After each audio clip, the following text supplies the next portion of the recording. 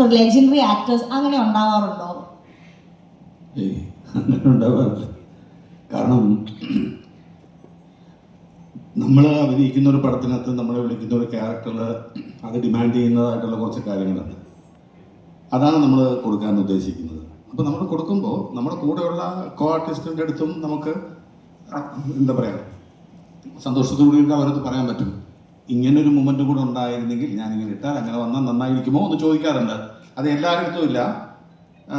അത് ഇഷ്ടപ്പെടുകയും അതിനെപ്പറ്റി അറിയാൻ താല്പര്യം പ്രകടിപ്പിക്കുകയും ചെയ്യുന്ന ആൾക്കാരെ നമുക്ക് കാണുമ്പോൾ മനസ്സിലാകുന്നത് കൊണ്ട് അങ്ങനെയുള്ള ആൾക്കാരടുത്ത് മാത്രം നമ്മൾ ചെറിയ സജഷൻസ് പറയാറുണ്ടെന്ന് വെച്ചാൽ വേറെ ഒന്നും ചെയ്യാറില്ല. രസകരമായിട്ട് make fun with them, be എന്താണ് ഒരു state of happiness in exchange and make them comfortable. Same with Maya.